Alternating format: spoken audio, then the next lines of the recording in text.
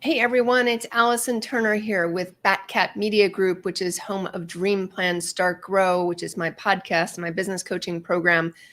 Today, I want to talk a little bit about how you create and build a business incorporating personal and professional goals. And I probably didn't do the best at this when I started this business with a business partner. And looking back now, and that's one of the things I really love to work with startup companies and solopreneurs on, is how do you bring those two things together so you're living exactly what you want? Because too often we hear people that start companies and they're like, hey, I started a company because I don't want to work for anyone else. I'm sick of being told what to do. I want more time. I want to make my own schedule. And those are all great things. And those are all can be goals. But in reality, really look deeply at what you want personally and professionally, and how do you build a company around that? So for example, I met a company that's in Boca Raton, or based out of Boca Raton, met them at the Boca Chamber of Commerce, called Back to Business. And it's a couple that own the company, Brooke and her husband, and they've built a company on certain values. So they've built basically an online site that a small business like mine or other independent businesses in the South Florida area, usually Delray Boca is kind of their main focus, but a little bit south, maybe a little bit north, they can list on, and you can list your company values, for example, or who you do business with, things like that.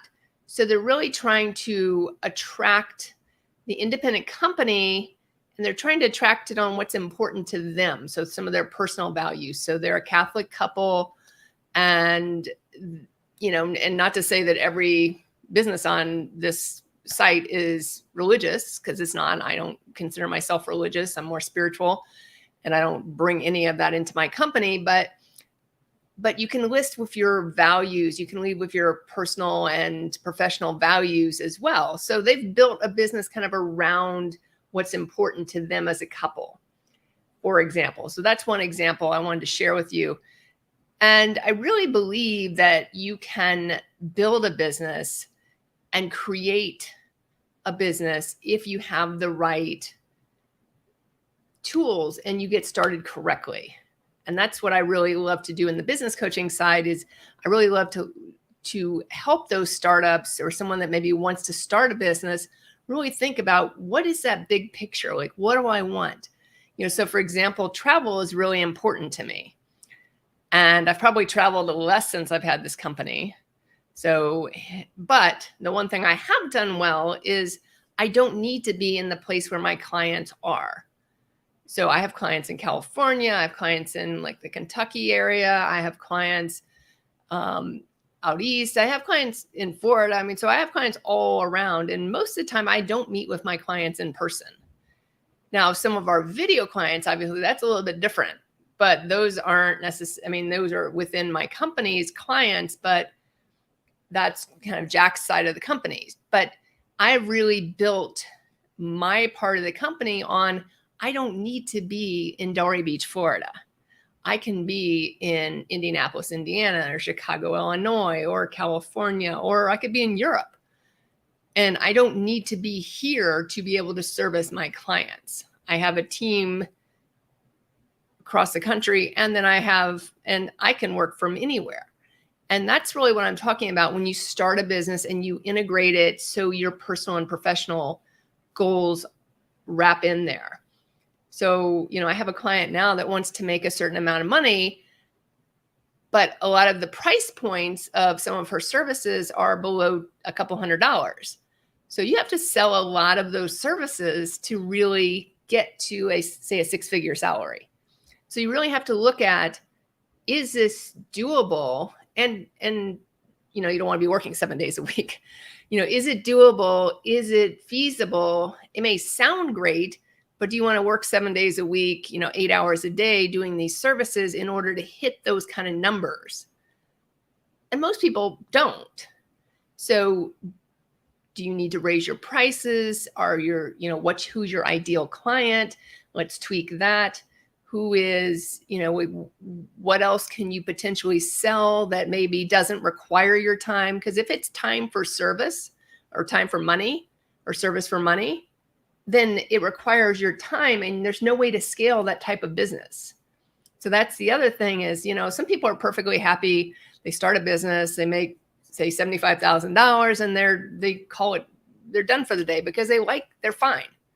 And that's fine too. Again, that ties with your own personal and professional goals, and you have to know what you want when you start a business. And if you start it with a business partner, you have to bring two people's goals into that and then build the company that way.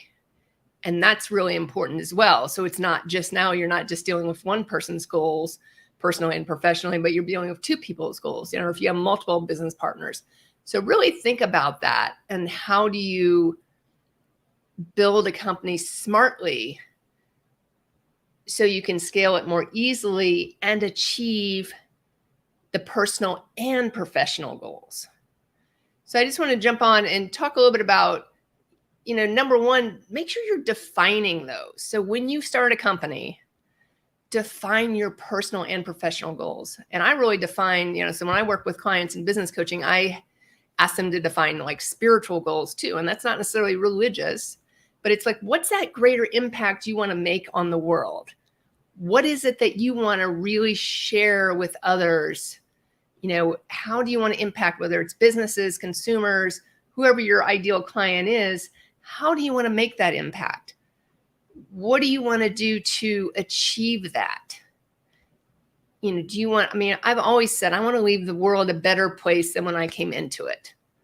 That's my ultimate goal. Obviously, that's a very vague goal. It's a big goal, but how do I continue to level up each day to make a bigger impact on other businesses to achieve that goal? So when I leave and exit this earthly world, I've achieved that.